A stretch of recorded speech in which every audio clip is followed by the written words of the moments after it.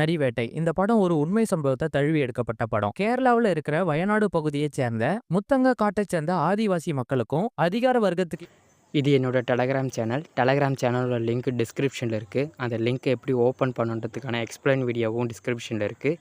தேவைப்படுறவங்க யூஸ் பண்ணிக்கலாம்.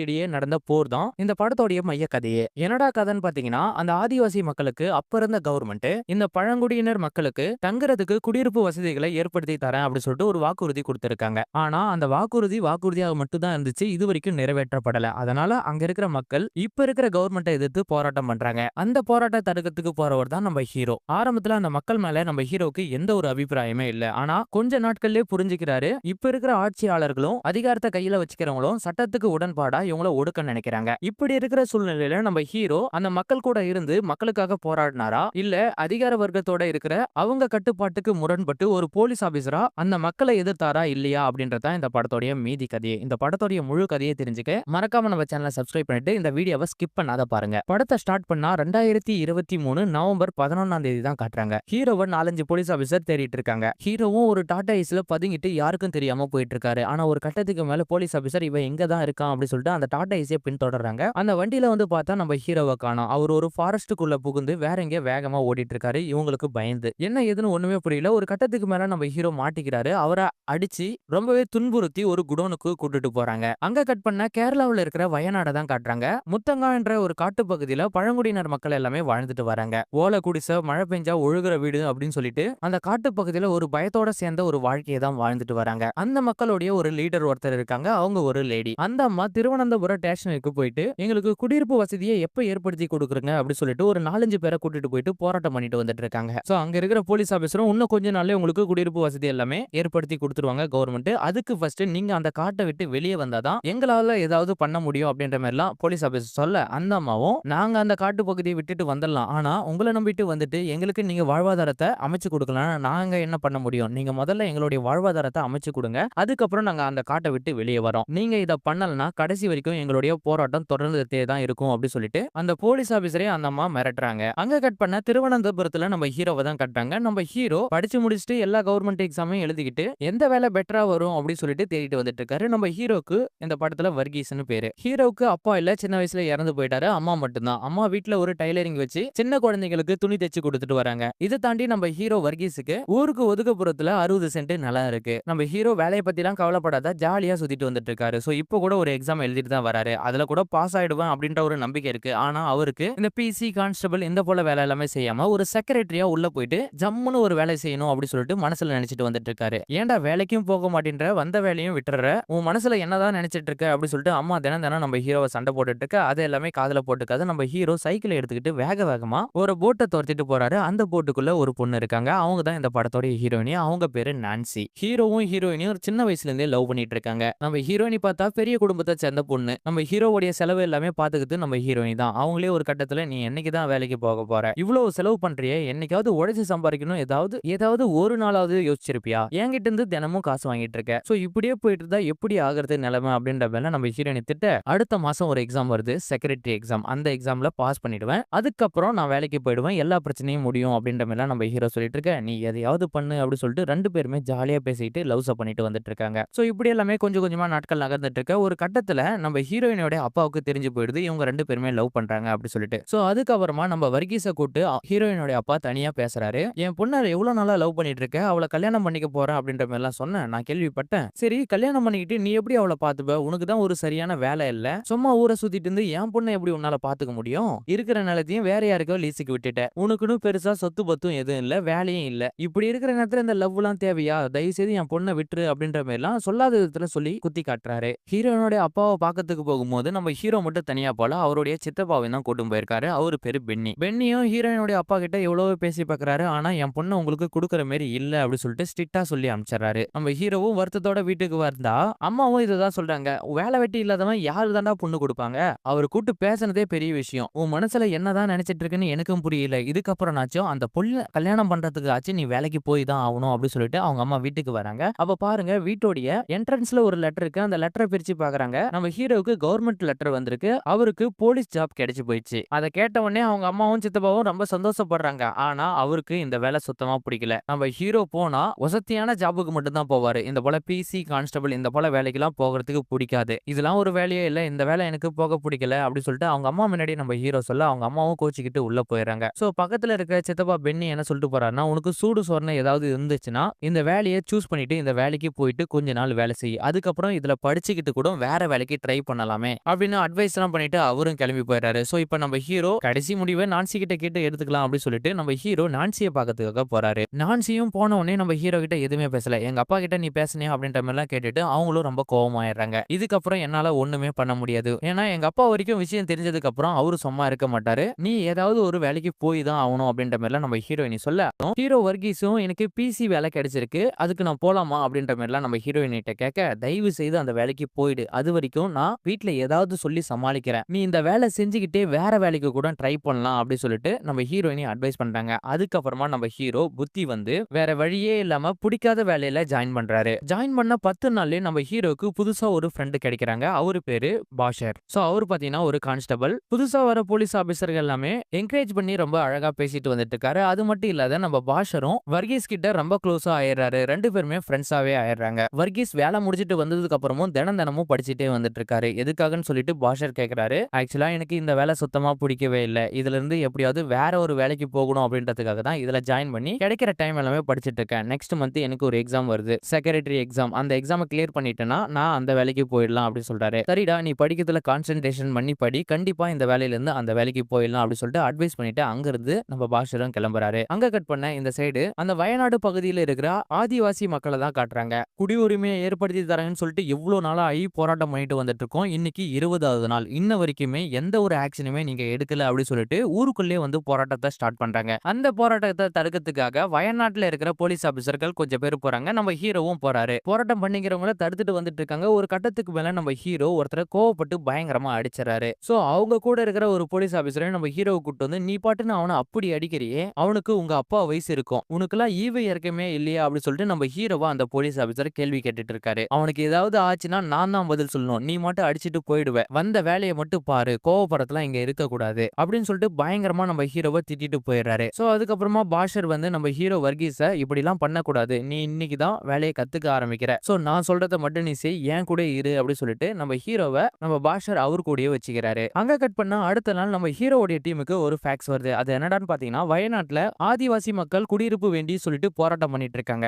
அந்த போராட்டம் தொடர்ந்துட்டே தான் இருக்கு. அந்த போராட்டத்தை தடுக்கிறதுக்காக ஒரு செல்ஃப் டிஃபென்ஸுக்காக கொஞ்சம் போலீஸ் ஆபீசர் காட்டுக்குள்ள போயிட்டு அந்த மக்களை பாதுகாக்கணும் அப்படின்னு சொல்லிட்டு ஒரு டீம் அரேஞ்ச் பண்ணி அனுப்புறாங்க. அந்த டீம்ல நம்ம ஹீரோவும் இருக்காரு. நம்ம ஹீரோ டீம்ல இருக்கிறத தெரிஞ்சுக்கிட்டு பாஷர் கிட்ட போயிட்டு, நான் அங்க வர எனக்கு பிடிக்கல, அது மட்டும் இல்லாத நெக்ஸ்ட் மந்த் எனக்கு எக்ஸாம் இருக்கு, என்ன இங்கேயே விட்டா நான் மண்ணு படிச்சுட்டு அந்த எக்ஸாமை கிளியர் பண்ணிடுவேன், சோ அந்த லிஸ்ட்ல இருந்து என் பேரை தூக்கிடுங்க அப்படின்னு சொல்லிட்டு பாஷர் கிட்ட சொல்ல, இது என்கிட்ட சொன்னா வேலையாவாது, நீ வேணா ஹையர் ஆபீசர்கிட்ட போய் பேசு அப்படின்னு சொல்லிட்டு பாஷர் அனுப்பிச்சிடறாரு. இன்ஸ்பெக்டர் போயிட்டு நம்ம ஹீரோ பேசுறாரு. உனக்கு அங்க போக விருப்பம் இல்லைன்னா வேலையை ரிசைன் பண்ணிட்டு வீட்டுக்கு போயிடு அப்படின்ற மாதிரி இன்ஸ்பெக்டர் சொல்ல, நம்ம ஹீரோவும் வேற வழியே இல்லாத அந்த டீம் கூட சேர்ந்துட்டு வயநாட்டுல இருக்க அந்த முத்தங்கா காட்டுக்கு போறாங்க. அங்க கட் பண்ணி 2023 நவம்பர் 13ஆம் தேதி தான் காட்டுறாங்க. அதாவது நம்ம ஹீரோ ஸ்டார்டிங்ல போலீஸ் ஆபீசர்லாம் சேர்ந்து அடிச்சு இழுத்துட்டு போயிருப்பாங்க பாத்தியா, அந்த சீனை தான் இப்ப காட்டுறாங்க. சோ இப்ப நம்ம ஹீரோவோ பயங்கரமா அடிச்சு துன்புறுத்தி போலீஸ் கிட்ட இருந்து நீ தப்பிக்கவே முடியாது, ஒழுங்கு மரியாதையா உண்மையை சொல்ல போறியா இல்லையா அப்படி சொல்லிட்டு பயங்கரமா அடிச்சு விசாரிக்கிறாங்க. நம்ம ஹீரோவும் மயக்கத்துல கீழே விழுந்தாரு. அங்க கட் பண்ணி இப்ப கரண்ட் சிச்சுவேஷன்ல நம்ம வயநாட்டு மக்கள் இருக்காங்க பாத்தியா,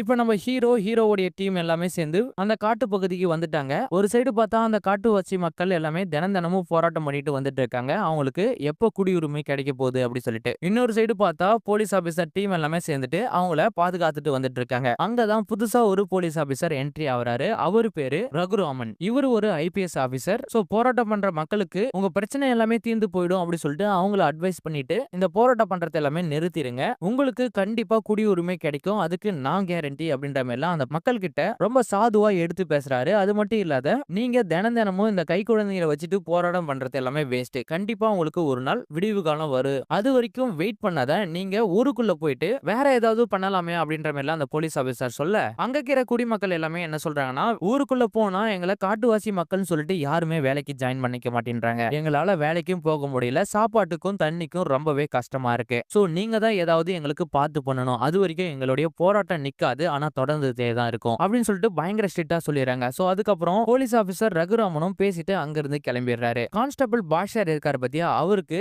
ரகுராம இதுக்கு முன்னாடியே தெரியும் போல. சோ என்ன யாருன்னு தெரியுமா அப்படி சொல்லிட்டு நம்ம பாஷர் ரகுராம பார்த்து இன்ட்ரோடியூஸ் ஆகிக்கிறாரு. அது மட்டும் இல்லாத நம்ம ஹீரோ வர்கீஸையும் இன்ட்ரோடியூஸ் பண்ணி வைக்கிறாரு. சோ அன்னைக்கு நைட்டே டென்ட் போட்டு அங்கேயே தங்கிட்டு அடுத்த நாள் ஆக்சுவலா டியூட்டிக்கு ஜாயின் பண்றாங்க. மக்கள் ஒரு சைடு போராட்டம் பண்ணிட்டு இருக்க, போலீஸ் ஆபீசர் எல்லாமே நின்னு காவ காத்துட்டு வந்துட்டு இருக்காங்க. அப்ப பாருங்க, அந்த ஆதிவாசி மக்களுடைய இளம் வாலிபர் ஒருத்தன் இருப்பான். அவன் பேரு அடையார் தாமி. சோ அவன் கூட சுத்திக்கிட்டு ஒரு நாய் இருக்கும். அந்த நாய் வந்து நம்ம ஹீரோவை தொந்தரவு பண்ணுது. அந்த நாயை நம்ம ஹீரோ அடிக்கிறாரு. அதை பார்த்துட்டு அந்த பையனும் ஏன் நாயை அடிக்கிறான் அப்படி சொல்லிட்டு நம்ம போலீஸ் ஆபீசர் கூட பார்க்காம 2 பேரும் மாறி மாறி சண்டை போட்டு இருக்காங்க. அதாவது அந்த பையனும் நம்ம ஹீரோ வர்கீஸும். இதை பார்த்துட்டு நம்ம பாஷரும் ஏன்டா அவங்க கூட எல்லாம் போயிட்டு சண்டை போட்டுட்டு இருக்க, அது மட்டும் இல்லாம நம்ம எல்லைக்குள்ள மட்டும் தான் நிக்க முடியும், அது அவங்களுடைய எல்லை, அந்த எல்லைக்கு நமக்கு அனுமதி இல்லாம போக கூடாது அப்படி சொல்லிட்டு நம்ம பாஷர் நம்ம ஹீரோவுக்கு அட்வைஸ் பண்றாரு. நான் எதுவும் பண்ணல, அந்த நாய் தான் என்கிட்ட வம்புக்கு வந்துச்சு, அதனால நான் அந்த நாயை அடிச்சேன், அதனால என்கிட்ட வந்து அவன் சண்டை போட்டுறான். சரி ஆனது ஆகி போச்சு, இதுக்கப்புறம் அவங்கிட்டையும் யாருகிட்டையும் வம்புக்கு போகாத, உன்னுடைய வேலையை மட்டும் பாரு அப்படி சொல்லிட்டு பாஷரும் நம்ம வர்கீஸுக்கு அட்வைஸ் பண்ணிட்டாரு. சோ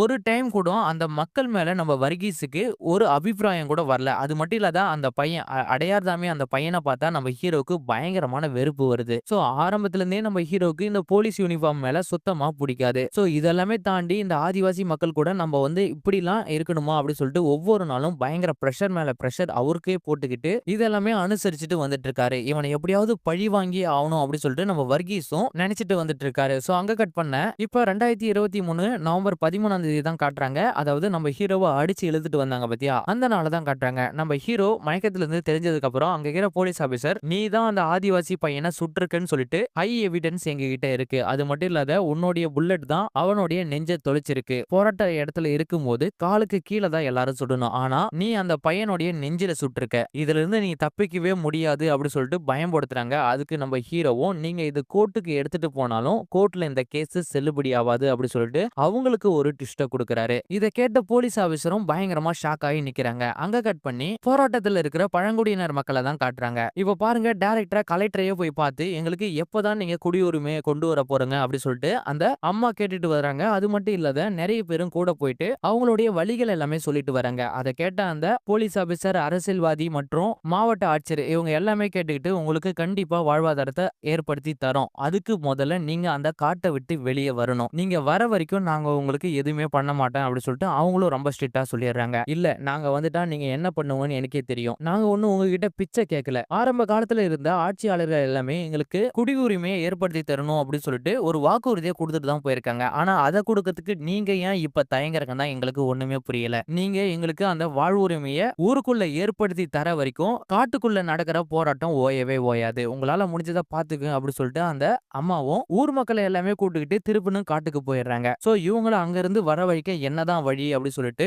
ஒரு சைடு போலீஸ் ஆபீசரும் அரசியல்வாதியும் பிளான் பண்ணிட்டு வந்துட்டு இருக்காங்க. அன்னைக்கு நைட்டு அந்த ஆதிவாசி மக்கள் ஒரு திருவிழாவை நடத்திட்டு வந்துட்டு இருக்காங்க. சோ அப்ப பாருங்க, அந்த ரகுராம் போலீஸ் ஆபீசர் இருக்காரு பாத்தியா, அவரு போயிட்டு அந்த பழங்குடியினர் மக்கள் குடிக்கிற தண்ணியில சாப்பாடோடைய மிச்ச மீதியும் கழிவு நீரையும் கலந்து விட்டுறாங்க. இதை எதிர்பாராத விதமா நம்ம ஹீரோ வர்கீஸ் பாத்துறாரு. அந்த விஷயத்த வந்து நம்ம பாஷர் கிட்ட சொல்லிடுறாரு. சோ இது நீ கண்டுக்காத, நடக்கிறது நடக்கட்டும் அப்படி சொல்லிட்டு நம்ம பாஷரும் நம்ம வர்கீஸ் கிட்ட அட்வைஸ் பண்ணிட்டு இருக்கு. அந்த பழங்குடியினர் மக்களுக்கு எல்லாமே தெரிஞ்சிச்சு போலீஸ் ஆபீசர் இந்த போல அக்கிரமம் பண்ணிருக்காங்க அப்படி சொல்லிட்டு அவங்க ஒரு கூட்டத்தை கூட்டு வந்து நம்ம ரகுராம பார்த்து, எங்கெல்லாம் பார்த்தா உங்களுக்கு நாய் மாரி இருக்கா, வீணா போன சாப்பாட்டை எல்லாமே நாங்க குடிக்கிற தண்ணியில இப்படி அலங்கோலம் பண்ணி வச்சிருங்களே, இதெல்லாம் உங்களுக்கு நியாயமா அப்படி சொல்ற மாதிரி எல்லாம் கேட்க, நீங்கெல்லாம் எங்களுக்கு நாய் தான், உங்களை காக்கத்தான் எங்களுடைய வேலையா, ஒழுங்கு மரியாதை நாளைக்கு இந்த குடிசை எல்லாத்தையும் தூக்கி போட்டுட்டு ஊருக்குள்ள போயிடுங்க, இல்லைன்னா நாளையில இருந்து எங்களுடைய நடவடிக்கை வேற மாதிரி இருக்கும் அப்படி சொல்லிட்டு ரகுராமும் அந்த மக்களை பார்த்து பயன்படுத்துறாரு. சோ அங்க கட் பண்ண அடுத்த நாளே அந்த காட்டுக்குள்ள மிலிட்டரி ஆளுங்க எல்லாமே வராங்க. என்ன ஏதுன்னு ஒண்ணுமே புரியல அப்படி சொல்லிட்டு அந்த பழங்குடியினர் மக்களும் யோசிக்கிறாங்க. இன்னொரு சைடு பார்த்தா நம்ம ஹீரோவும் எதுக்கு தேவையில்லாத மிலிட்டரி எல்லாமே இங்க வரணும் அப்படி சொல்லி யோசிக்கிறாரு. சோ இந்த சைடு பார்த்தா ரகுராம் வேற ஒரு பிளான போட்டுட்டு வந்துட்டு இருக்காரு, எப்படியாவது அந்த மக்களை துரத்தியே ஆகணும் அப்படி சொல்லிட்டு. சோ அதுக்காக என்ன பண்றாருன்னு பாத்தீங்கன்னா,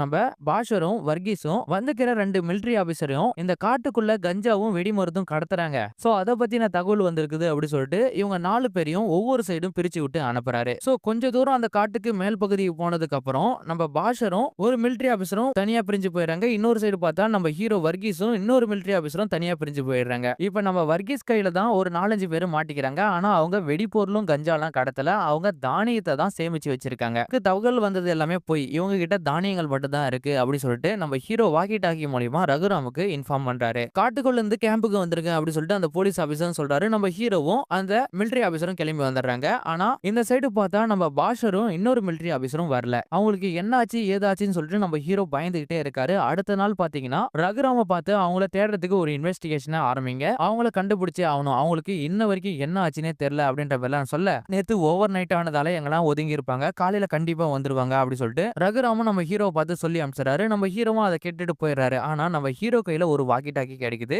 அது யாருகிட்ட இருந்து பாத்தீங்கன்னா அந்த பழங்குடியின மக்களுடைய ஒரு குழந்தைகிட்ட இருந்து வாங்குறாரு. இந்த வாக்கி டாக்கியை பாக்குறதுக்கு பாஷர் ஷாட் வச்சு இந்த வாக்கி டாக்கி மாரி இருக்கு. இதுக்கப்புறம் தாமதப்படுத்தக்கூடாது, கண்டிப்பா நீங்க இன்வெஸ்டிகேஷனை ஸ்டார்ட் பண்ணுங்க, பாஷரை கண்டுபிடிச்சே ஆகணும் அப்படி சொல்லிட்டு நம்ம ரகுராம கிட்ட ரொம்ப ரிக்வெஸ்ட் பண்ணி கேட்டுட்டு இருக்காரு நம்ம ஹீரோ வர்கீஸ். நமக்கு இருக்கிற பிரஷர்ல அவரெல்லாம் எல்லாம் தேட முடியாது, அவர் ஒன்னும் குழந்தை இல்ல, கண்டிப்பா வந்துருவாரு அப்படின்ற மாதிரிலாம் சொல்ல, அன்னைக்கு ஈவினிங் பார்த்தா நம்ம பாஷர் வரல, அவரு கூட போன மிலிட்டரி ஆபீசர் தான் வராரு. அதுவும் அரை மயக்கத்துல வராரு. அவர்கிட்ட எந்த ஒரு விசாரணையும் கேட்க முடியல. அடுத்த நாளே நம்ம ஹீரோ போயிட்டு பாஷருக்கு என்ன ஆச்சு அப்படின்ற மாதிரி எல்லாம் கேக்குறாரு. எனக்கு எதுவும் தெரியாது அப்படி சொல்லிட்டு ஹிந்திலே சொல்றாரு. நம்ம ஹீரோக்கு புரியல. அதுக்கப்புறமா நம்ம ஹீரோ ஒரு 4-5 பேரை கூட்டுக்கிட்டு அவங்க போன பாதியில போயிட்டு பாக்குறாரு. அங்க ஒரு கத்தி கிடைக்குது. அது மட்டும் இல்லாத நம்ம பாஷரோடைய டெட் பாடியும் கிடைக்குது. சோ பாஷரை நினைச்சு நம்ம ஹீரோ பயங்கரமா வருத்தப்படுறாரு. அது மட்டும் இல்லாத அவரை பிளான் பண்ணி தான் யாரோ கொலை பண்ணிருக்காங்க அப்படி சொல்லிட்டு ரகுராம கிட்டயும் இன்ஃபார்ம் பண்றாரு. சோ அப்படிலாம் ஒண்ணு இருக்காது, இந்த பழங்குடியினர் மக்கள் தான் அவரை கொலை பண்ணிருப்பாங்க அப்படி சொல்லிட்டு நம்ம ரகுராம் பழங்குடியினர் மக்கள் மேல திருப்பிடுறாரு. சோ அதை கேட்ட உடனே நம்ம ஹீரோவும்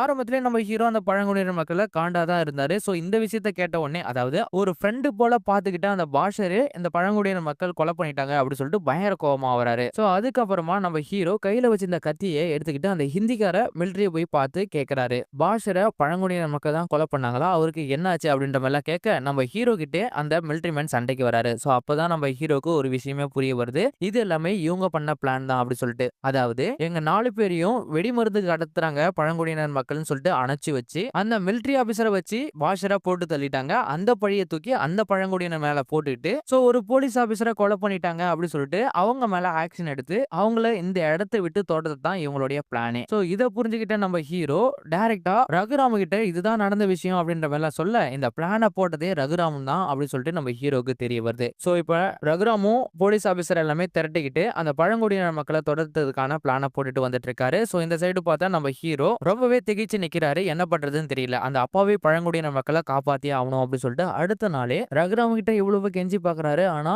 இவன் இதுக்கப்புறம் நம்ம கூட வச்சுக்கிட்டா நமக்கே பிரச்சனைன்னு சொல்லிட்டு நம்ம ஹீரோவை ரகுராமும் 4-5 போலீஸ் ஆபீசர் சேர்ந்து அடிச்சு போட்டுறாங்க. இன்னொரு சைடு பார்த்தா அந்த பழங்குடியினர் மேல துப்பாக்கி சூடு நடத்துறாங்க. சோ அதுல போயிட்டு நம்ம ஹீரோ எல்லாருமே காப்பாத்துறாரு. ஆனா ஒரு கட்டத்துக்கு மேல நிறைய பேரை போலீஸ் ஆபீசர் குன்னு குவிக்கிறாங்க. சோ அங்க கட் பண்ண நவம்பர் மாசம் நம்ம ஹீரோ அந்த குடோனை காட்டுறாங்க. நீ தான் அவங்கள கொன்னன்னு சொல்லிட்டு உண்மையை ஒத்துக்கோ, இல்லனா உன்னையும் கொலை பண்ணிடுவேன்னு சொல்லிட்டு டைரக்டா ரகுராமே வந்து நம்ம ஹீரோவை மிரட்டிட்டு வந்துட்டு இருக்காரு. நீ தோத்து ரொம்ப நேரம் ஆச்சு, இதுக்கப்புறம் உன் கூட இருக்கிறது உயிர் மட்டும் தான், அதையும் காப்பாத்திக்கோ அப்படின்ற மாதிரிலாம் ரகுராம் சொல்ல, நான் தோத்துக்கல ஜெயிச்சிட்டேன் அப்படி சொல்றாரு. அதுக்கப்புறம் தான் நம்ம ஹீரோ ரகுராமுக்கு ஒரு பிளாஷ்பேக்க சொல்றாரு. அது என்னடான்னு பாத்தீங்கன்னா, இதுக்கு முன்னாடி நம்ம ஹீரோ கோர்ட்ல போயிட்டு நடந்த உண்மை எல்லாமே சொல்லிட்டு வந்துட்டு இருப்பாரு. அது மட்டும் இல்லாத அன்னைக்கு ஃபயர் ஷூட் நடந்துச்சு பத்தியா, அன்னைக்கு நைட்டு நம்ம ரகுராமும் ஒரு 4-5 போலீஸ் ஆபீசரும் அந்த ஃபயர் ஷூட்ல யாருமே செத்து போகல அப்படி சொல்லிட்டு தான் கவர்மெண்ட்டுக்கு ஒரு அப்ரூவல் கொடுத்திருப்பாங்க. அது போய் நிறைய பேர் இறந்திருப்பாங்க, அவங்கள ஒரு குழி தோண்டி புதைச்சு எரிச்சு அதை க்ளோஸ் பண்ணிட்டு இருப்பாங்க. சோ இந்த உண்மையும் நம்ம ஹீரோ கோர்ட்ல சப்மிட் பண்ணிருப்பாரு. கோர்ட் சைடு இருந்தும் அது உண்மையா இல்லையா அப்படி சொல்லிட்டு செக் பண்ணி பார்த்துருக்காங்க. அது உண்மைன்னு சொல்லி நிரூபணம் ஆயிடுச்சு. நம்ம ஹீரோ ரகுராம பார்த்து இந்த பிளாஷ்பேக் எல்லாம் சொல்லி முடிச்சதுக்கு அப்புறம், நான் பாதுகாப்பா தான் இருக்கேன், இதுக்கப்புறம் தான் உங்களுடைய பாதுகாப்பு கொஞ்சம் கொஞ்சமா அழிய போகுது. சோ நம்ம ஹீரோவும் நடந்த உண்மை எல்லாமே கோர்ட்ல சொன்னதுக்கு அப்புறம் ரகுராம் கூட இருந்த போலீஸ் ஆபீசர் எல்லாமே அரெஸ்ட் பண்ணி தகுந்த தண்டனையும் கொடுத்துறாங்க. இன்னொரு சைடு பார்த்தா அந்த பழங்குடியினர் மக்களுக்கு வாழ்வாதாரத்தையும் ஏற்படுத்தி தராங்க அந்த கவர்மெண்ட். அது மட்டும் இல்லாத இந்த பழங்குடியினர் மக்களுக்கு அகைன்ஸ்டா இருந்தவங்க மொத்த பேரையும் அரெஸ்ட் பண்ணிடுறாங்க. சோ அத்தோட இந்த படத்தோடைய கதையும் முடிக்கிறாங்க. இந்த படத்தை ஒரு உண்மை சம்பவத்தை தழுவி எடுத்திருந்தாலும் இன்னும் கொஞ்சம் பெட்டராவே எடுத்திருக்கலாம். நம்ம டொவினோ தாமஸோடைய ஆக்டிங் சொல்லவே வேணாம், ஒரு நார்மலான ஹியூமன் மாதிரி இந்த படத்துல நடிச்சிருக்காரு. இந்த படத்தோட ரிவ்யூ உங்களுக்கு பிடிச்சிருந்தா மறக்காம நம்ம சேனலை சப்ஸ்கிரைப் பண்ணிடுங்க, பக்கத்துல இருக்க பெல் பட்டனையும் பிரஸ் பண்ணிடுங்க.